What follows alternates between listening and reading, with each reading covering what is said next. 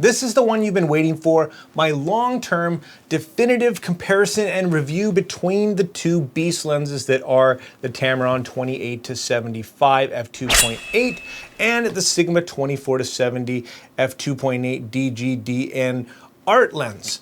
Now, you're probably still sitting there trying to figure out which one to buy a year later, and I'm here to give you this information that you need.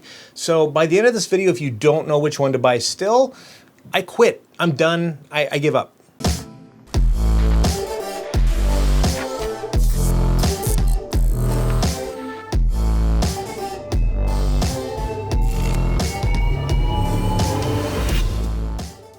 I'm going to talk about everything from the build and features to the value and my experience from this past year with literally thousands of photos taken with both and hundreds of hours of video. Now, I'm happy to say that this is my second copy of the Sigma here, and this is actually a lens that's also been to the shop and back. I've had issues with both, so I'm also going to tell you about my customer service experience with both companies, and we're going to touch on the main stuff that's actually really important for me between these two lenses. And if I do miss something or if I forget about something that's important to you, make sure you drop it down in the comments so that I can answer it for you if I can. So guys, if you haven't seen one of my videos, my name's Stefan Malloch. I do a lot of photography and filmmaking, news reviews and tutorials. So if you do enjoy this type of content and you like this video and it helps you out, consider hitting that like and subscribe button, of course, and join the community. So we're diving right in and we're talking about the build and features of these two. And if you do want to skip to a specific part of this video, look down there and it will be all time coded, so you can skip to the part that is best for you. So let's talk about the build, the size, and the features of these two lenses. And as you can see, the Sigma is definitely bigger, it's heavier, it's bulkier, it's well made, and it's better made. The Tamron isn't horribly made, it's just not quite to the standard of the Sigma. The Tamron here has absolutely no buttons or switches, where the Sigma does have an automatic manual focus switch, a programmable customizable focus hold button, and a little zoom lock switch here, which really doesn't do a heck of a lot because it's not really necessary. But anyway, it's nice to have compared to the Tamron's no buttons or switches, which does help to keep the price down. It's also worth noting that the Tamron has 67mm filter threads, where the Sigma has 82. So do keep that in mind when it comes to the cost of filters. It's going to be a lot more expensive for the Sigma, but don't let that be a deal breaker for you. So when it comes to weather sealing, they are both weather sealed and do have a little rubber gasket, but I have to say that I'm a bit disappointed in Sigma's overall weather sealing because I do have a lot of dust in the element over time and absolutely none in the Tamron, with honestly a lot more use. So I really wish Sigma would address that because it is quite annoying, and a lot of the time it doesn't really impact your photos or your video too much. It's just the principle. If that's getting in, then what else is getting in? Probably moisture. So as far as overall weather sealing, I've always felt a little bit more confident when it comes to the Tamron. Let's quickly address the difference in focal length between the two. We've got your standard 24-70, and the Tamron is a 28-75. Now because of that, it's able to be a little bit smaller, and I personally like the little bit extra reach. Some people find the 4mm on the wide side gone to be an issue, but for me, there's really never been a time where I've said that 4mm is really killing me here and I wish I had something a bit wider. So it's really going to be up to you and your shooting style, but honestly, it's not really a deal breaker for me personally. Okay, so let's get down to the performance of these two, and that's really what matters. I'm happy to say that both of these lenses are great performers. As usual, let's look at the autofocus first. Looking at the Sigma with normal autofocus speed on my Sony a7 III, the transitions are nice and smooth, which is to be expected as it does have 11 aperture blades, which is more than the Tamron's 9. The Tamron's nice as well, but does lack a little bit of character with the transitions. Here they are side by side.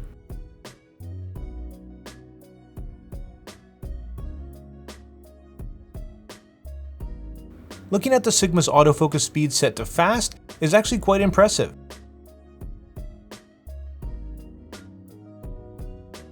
The Tamron, however, is even faster. Tamron's really dialed in its autofocus as of late with its newer lens releases, but for a closer look, here they are side by side. Both lenses' autofocus systems overall are fantastic, And it's also worth noting that they're basically silent, meaning great for photos as well as video work.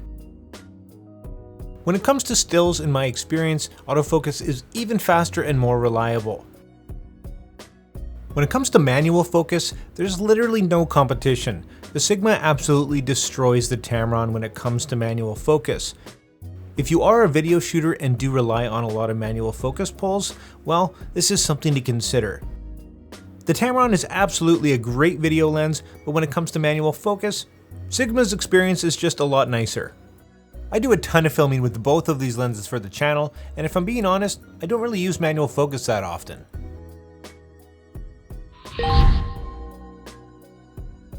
Now let's have a look at the sharpness and optics between these two. And the difference you see is the focal length difference, the Sigma being 24mm at its widest here, and the Tamron 28. They're both taken on the same tripod at the same distance though. We're gonna have a look wide open here at their widest f2.8. In the center, they're both incredibly sharp. The edge going to probably, for me, it looks like a bit to the Tamron, maybe just by a few percent with a little bit better contrast. You might notice that the Sigma is also a little bit warmer as well, where the Tamron has a cooler cast to it. Looking at the corners, we can see that the edge does go to the Sigma for sure, and it does have more distortion than the Tamron, absolutely. So things to note there, but in terms of sharpness, yeah, the Sigma's definitely got it wide open. Now let's have a look at the same test, just stop down to f8 with both lenses, still at the same focal length. As you can see in the center, both incredibly sharp once again. Again, the edge for me, with my eye going to the Tamron just by a few percent. Having a look at the corners now, there's a definite improvement from the Tamron, absolutely, but I'd still say the edge does go to the Sigma overall. Now let's have a look all the way zoomed in at 70 and 75mm, and this is wide open once again at f2.8. As you can see once again, a great performance from both, with the edge for me going to the Tamron maybe just by a few percent. And in the corners, it's the same story, the Sigma does win it by a little bit here. And now stop down to f8, same test. Let's have a look into the center. And again, at this point, I think it's really too close to call. For me, I think the contrast is a little bit better, maybe a little bit more detail in the Tamron once again. But let's have a look at the corners. Once again, stop down to f8 is going to reveal that the Sigma is definitely better in the corners, and not by much, but it definitely is noticeable. So overall, a great performance optically from the Sigma and the Tamron, but overall, if corner sharpness is important to you, the Sigma is going to win in that department. Now, one area of the Sigma that does not impress me still with the second copy is the handling of chromatic aberration. If you saw my first copy, it did not do well. It actually had an optical misalignment, which was sent in for repair, and when I got it back, it was actually worse. And with the second copy here, you can see that it's just really not that great. The Tamron definitely does a better job at controlling chromatic aberration. I think it's just the engineering to do with the Sigma. Here's the Sigma with vibrance increase for effect, just to show you what I'm talking about. And here's the Tamron with the same vibrance increased as well. And here they are side by side with the vibrance increased. As far as distortion is concerned, it's very well controlled on the Tamron, and here's an example of that with the profile correction turned off and on. And here's the Sigma with the same test. Here it is off, and here it is on, showing you that it's very well controlled at 70mm, but definitely much more noticeable here at 24. When it comes to the bokeh of these two lenses, they're both absolutely beautiful, but the edge and character definitely goes to the Sigma with 11 aperture blades compared to the Tamron's 9. The Tamron definitely holds up nicely, but it does have a clinical look and feel compared to the natural creaminess of the Sigma. Overall, both are great performers optically. You can't really lose here. Both lenses have a pretty decent minimum focus distance of around 7.5 inches on the wide end, and zoomed in you can pretty much double that. Now that's nothing compared to a lot of the Tamron's newer lenses with almost macro-like capabilities, but they do hold their own, which does allow you to get up close and personal with your subjects in a lot of cases.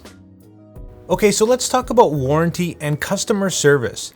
And these are two important aspects to consider when investing in a lens. You want to know that you're going to be taken care of.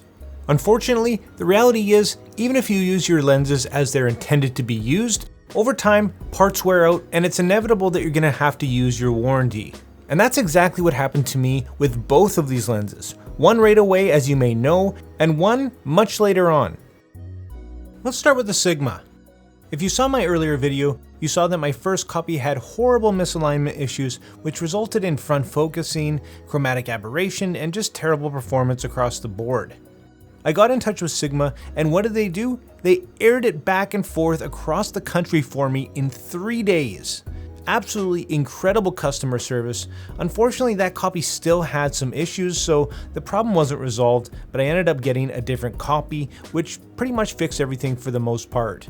Overall, I chalked that experience up to just being a bad luck copy, and I moved on. So what about the Tamron? My workhorse of a lens that I've owned for years and put through its paces. Over time, I started noticing the autofocus was missing more than I wanted it to and more than it used to, especially when it came to closer distances. So, with its awesome long warranty, I sent it away. This was on July 20th. I received the lens back on September 16th, almost 2 months later. It was said to have, yes, an optical misalignment, and was repaired. And to my horror, when I unpackaged the lens,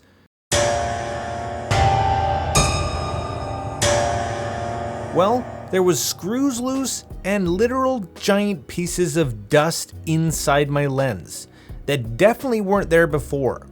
So obviously, I had an email to write. The overall customer service experience was very short, and I never actually talked to anybody on the phone. It all seemed very bothersome for them. I shipped it off a day later and was assured that it would be rushed through if possible because they knew it was one of my main lenses. Another month later, I received the lens, which seems so far to be working as it should. An almost 3-month not so great experience led me to really appreciate my experience with Sigma, at least from a customer service perspective anyways. So at the end of the day, the point is here that no matter what you choose, whether it's Sigma or Tamron or even Sony, you're probably gonna run into some issues somewhere down the line. Now, knock on wood, I've been pretty lucky with my Sony lenses and I've had far less issues with my Sony stuff than I have with my third party.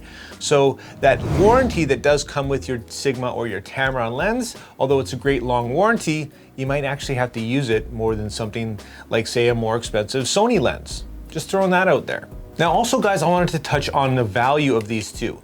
Now of course the Sigma's a little bit more expensive and the Tamron is the ultimate budget option when it comes to a fast standard zoom for me. At around $1,100, the Sigma has fantastic value. It's half the price or so of the G Master and its performance is pretty close. Now, having said that, the Tamron's even cheaper and in a lot of ways is also very comparable to the G Master. So how do you choose? Well, it's all gonna come down to what's most important to you. And that's what we're gonna do here. Let's figure out which one's gonna be better for you. First, are you on a huge budget? Is price the ultimate factor? Well, there you go. The Tamron wins in that regard. What about optics? You've seen that if corner sharpness is of paramount concern to you, well, the Sigma is going to be a little bit sharper for you. Well, maybe go with the Sigma. What about size and weight? Well, you saw that the Tamron wins in that regard as well. But when it comes to character, beautiful bokeh, and transitions, the Sigma is going to win. If you're doing a lot of video work and using that manual focus pulling, the Sigma is going to have a big advantage as well. And as far as the Tamron goes, well, it's just a great all-around lens with not a lot of bells and whistles, no buttons or switches, so if you're looking for something really simple that you can throw in your bag and really not worry about too much, maybe the Tamron's the way to go. I think of it this way, the Tamron is the base model. It's gonna have pretty much the bare bones of what you're looking for and perform very similarly to the other types of trims that you're gonna find in the Sigma being the mid-range and the G Master being that top of the line, leather interior, all that good stuff. So I hope that kind of gives you an idea about which one might be better for you. Again, optically, we're kind of splitting hairs. You're really not going to notice a huge difference side by side. And also consider that focal range difference. Does that 4mm on the wide end make a difference to you? For me, it's easy to just move my feet a little bit, but for some people, they just need that 24mm, and well, that makes it easy for you. Again, they're both going to have great warranties. As you saw, the quality control might be a little bit iffy when it comes to the Sigma, or maybe I've just got bad luck. They're both gonna be great lenses at the end of the day. And I really hope this far I've given you some stuff to think about so you can hopefully decide on which one's gonna be better for you. And that's what this is all about. So guys, if you did enjoy this video and it did help you out, please consider hitting that like and subscribe button, and I'll drop affiliate links down below for you if you're ready to pick one of these lenses up. It doesn't cost you a thing and it really helps out the channel, so I appreciate that very much. And guys, let's leave it at that. Again, if I missed anything or if you have any other questions, comments, or concerns, drop them down in the comments. And like always, make mistakes, be yourself, and get out there and take some more pictures. See you next time.